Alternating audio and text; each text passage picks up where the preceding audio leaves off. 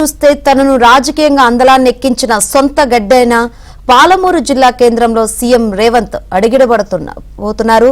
ఉమ్మడి పాలమూరులో తిరుగులేని విజయాన్ని అందుకొని అధికారంలోకి వచ్చిన కాంగ్రెస్ పార్టీ ఇక దేశ రాజకీయాలపై దృష్టి సారించింది. రాష్ట్రంలోని 17 స్థానాల్లో గెలిపే లక్ష్యంగా కథన రంగంలోకి దిగనుంది. ఇందుకు గాను ఇప్పటికే ప్రకటించిన తొలి సీట్ అయిన మహబూబ్ నగర్ నుంచే సీఎం రేవంత్ సమర శంఖారావాన్ని పూరించనున్నారు.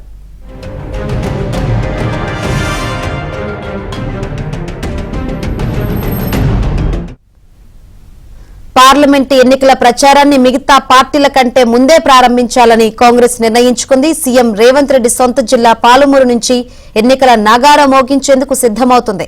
కాసేపట్లో సీఎం రేవంత్ మహబూబ్ నగర్ జిల్లా కేంద్రానికి చేరుకుని స్థానిక ఎంవీఎస్ కాలేజ్ గ్రౌండ్స్ లో ఏర్పాటు చేయనున్న ప్రజా దీవెన సభలో పాల్గొంటారు.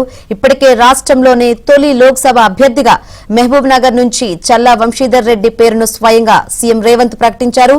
వంశీ అంతకు ముందు నుంచే ఎన్నికల ప్రచారంలో ప్రతి నియోజకవర్గంలోనూ తన పర్యటనను కొనసాగేలా పాలమూరు న్యాయయాత్రను చేపట్టారు.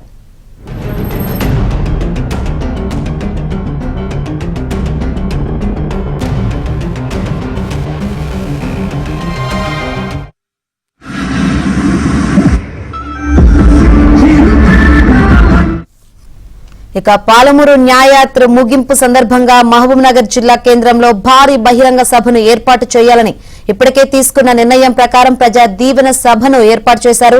75 సంవత్సరాల తర్వాత ఉమ్మడి మహబూబ్ నగర్ ప్రాంతానికి చెందిన నాయకుడు ముఖ్యమంత్రిగా బాధ్యతలు తీసుకుని తొలిసారి జిల్లా కేంద్రానికి వస్తున్న తరుణంలో ఉమ్మడి మహబూబ్ నగర్ వ్యాప్తంగా ఉన్న యువత, విద్యావంతులు, మహిళలు రేవంత్ రెడ్డి అభిమానులు అధిక సంఖ్యలో పాల్గొనే విధంగా కార్యాచరణ రూపొందిస్తున్నారు. ముఖ్యమంత్రికి అపురూపమైన ఘనమైన స్వాగతం పలికేలా ఏర్పాట్లు చేస్తున్నారు.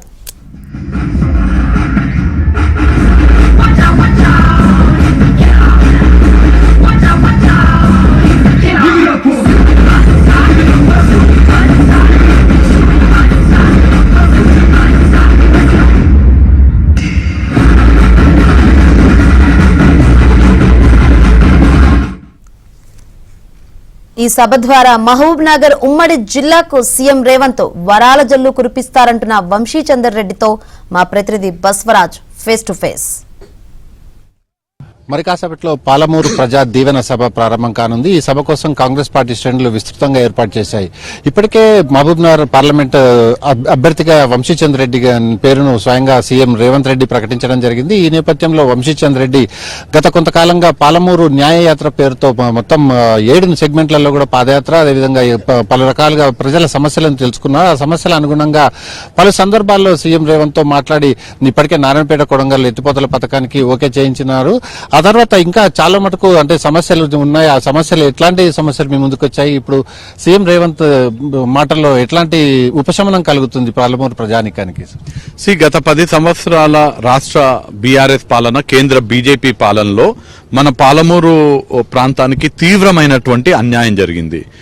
గతంలో కాంగ్రెస్ పార్టీ అధికారంలో ఉన్నప్పుడు ఇక్కడ జరిగినటువంటి అభివృద్ధి పనులు, సంక్షేమ పనులే తప్ప లాస్ట్ 10 years లో ఏమి కూడా చేయలేదు. ఉదాహరణకి మన పాలమూరు జిల్లా అంటే వలసలకు ప్రాముఖ్యతగా ఉన్నటువంటి జిల్లా. గతంలో ఆ వలసల నివారణకు ఏకైక మార్గం ఈ జిల్లాలో ఉన్నటువంటి సాగుకి యోగ్యమైనటువంటి భూమిని సాగులోకి తీసుకురావడమే ఏకైక మార్గం అని భావించినటువంటి నాటి కాంగ్రెస్ ప్రభుత్వం రాజశేఖర రెడ్డి గారు ముఖ్యమంత్రిగా ఉన్నప్పుడు జలయజ్ఞంలో భాగంగా కట్టినటువంటి కల్వకుర్తి, నెట్టెంపాడు, భీమా, జూరాల, కోయిల్ సాగర్ ఈ ప్రాజెక్టుల ద్వారానే ఇవాళ కూడా ఈ ప్రాంతానికి ఉమ్మడి పాలమూరు జిల్లాకి నీళ్లు అందుతున్నాయి.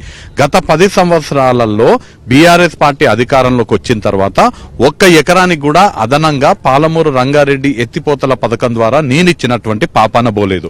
1 ఎకరానికి అదనంగా నీళ్ళు ఇయ్యలేదు. 1 బొట్టు కృష్ణా నది నుంచి ఎత్తిపోయలేదు. అది బీఆర్ఎస్ పార్టీ అధికారంలో ఉన్నప్పుడు జరిగినటువంటి వ్యవహారం.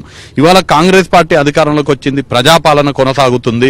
గత 10 సంవత్సరాల అన్యాయాన్ని పక్కన పెడుతూ 3 నెలలు కూడా కాలేదు మక్తల్, నారాయణపేట, కొడంగల్ నియోజకవర్గాలకు 1,30,000 ఎకరాలకు సాగునీరు అందించే నారాయణపేట, కొడంగల్ ఎత్తిపోతల పథకానికి మొన్న ముఖ్యమంత్రి గారు స్వయంగా కోస్గిలో భూమి పూజ చేసి 2,945 కోట్ల రూపాయలని కేటాయించడం జరిగింది. అంతేకాదు గత 10 సంవత్సరాలుగా సంగంబండకు సంబంధించినటువంటి 12 గ్రామాల కు 20,000 ఎకరాలకు సాగునీరు అందించేటువంటి సంగం బండ లోవర్ లెఫ్ట్ కెనాల్ కి అడ్డంగా ఒక బండ ఉంటే ఆ బండని తొలగించడానికి 10,07,00,000 మాకు ఇవ్వండి ప్రభు అని ప్రభుత్వాన్ని ఎంత మొరబెట్టుకున్నా ఏమాత్రం కూడా ప్రభుత్వం స్పందించలేదు. ముఖ్యమంత్రి రేవంత్ రెడ్డి గారికి మొన్న మేము యాత్రలో భాగంగా సంగం బండ పోయినప్పుడు అక్కడ ఉన్నటువంటి ప్రజలందరూ కూడా కోరితే ముఖ్యమంత్రి గారికి చెప్తే తక్షణమే 10,07,00,000 రూపాయలు గత 10 సంవత్సరాలు జరగనిది 3 నెలలలో చెప్పిన పిమ్మటే ఒక్క రోజులో 10,07,00,000 విడుదల చేసి ఇవాళ సంగం బండ నిర్వాసితులకు పరిహారం అందించడం జరిగింది. సంగం బండ బలగబోతుంది. అక్కడ ఉన్నటువంటి మక్తల్ మండల్లో 12 గ్రామాలకు 20,000 ఎకరాలకు సాగునీరు అందబోతుంది. ఇది ఈ విధంగా ఇవాళ మన జిల్లాకు న్యాయం చేసుకోనికే రేవంత్ రెడ్డి గారు అండతో ఇక్కడ ఉన్నటువంటి కాంగ్రెస్ పార్టీ శాసనసభ్యులతో కాంగ్రెస్ పార్టీ ముందుకెళ్తుంది. సార్, పాలమూరు రంగారెడ్డి ఎత్తిపోతల పథకం పైన మీ కార్యాచరణ ఏముంటుంది? అంటే ఇంకా కాలువల నిర్మాణం కావాలి, అదేవిధంగా ఏదైతే మోటార్ సెట్లు ఉన్నాయో అవి కూడా ఇంకా నిర్మితం కావాలి, ఇంకా ఇంప్లాంట్ కావాలి. వీటిపైన ఎట్లాంటి కార్యాచరణ తీసుకుంటారు? ఈ పాలమూరు రంగారెడ్డి ప్రాజెక్ట్ అనేది ఏదైతే ఉందో దీన్ని పూర్తిగా ఏ వ్యక్తి అయితే ఏ మాజీ ముఖ్యమంత్రి కేసీఆర్ ని పాలమూరు ప్రజలే 2009లో ఎంపీగా గెలిపించి రాజకీయ పునర్జన్మిచ్చిండ్రో ఆ వ్యక్తే పాలమూరు పైన పగగట్టి ఈ పాలమూరు రంగారెడ్డి ప్రాజెక్ట్ ని పండబెట్టడం జరిగింది. గత 10 సంవత్సరాలల్లా అంటే పనులు ఎంత నత్తనడకన జరిగినాయంటే మన పాలమూరు రంగారెడ్డి ఎత్తిపోతల తర్వాత 1 సంవత్సరం తర్వాత ప్రారంభమైనటువంటి కాళేశ్వరం ఏమో లక్షల కోట్ల ఖర్చు పెట్టి కాళేశ్వరం పూర్తి చేసిండ్రు. మనకు పాలమూరుకి నీళ్లు అందించే మన ప్రాజెక్ట్ ఏమో పక్కన పెట్టిండ్రు. ఇవాళ పాలమూరు రంగారెడ్డి ఎత్తిపోతలనే కాదు మన ఉమ్మడి పాలమూరు జిల్లాలో సాగుకి యోగ్యమైనటువంటి ప్రతి ఎకరానికి కృష్ణమ్మ నీళ్లు అందించి రైతుల పాదాలు కడిగే బాధ్యత రేవంత్ రెడ్డి గారి ముఖ్యమంత్రిగా తీసుకుంటారు. కాంగ్రెస్ పార్టీ ఈ విషయంలో చాలా కృతనిశ్చయంతో ఉంది. ఆనాడు రాజశేఖర రెడ్డి గారు చేపట్టిన జలయజ్ఞంలో భాగంగా కల్వకుర్తి, నెట్టెంపాడు ఈ ప్రాజెక్టులన్నీ నిర్మించడం జరిగింది. ఇవాళ మరో జలయజ్ఞం రేవంత్ రెడ్డి గారి ఆధ్వర్యంలో మరో జలయజ్ఞం ప్రారంభం కాబోతుంది. దానికి మొదటి అడుగే మొన్న కోస్గిలో శంకుస్థాపన జరిగినటువంటి నారాయణపేట్ కొడంగల్ ఎత్తిపోతల పథకము. సురేంద్రతో బసవరాజ్, ఏబిఎన్ ఆంధ్రజ్యోతి.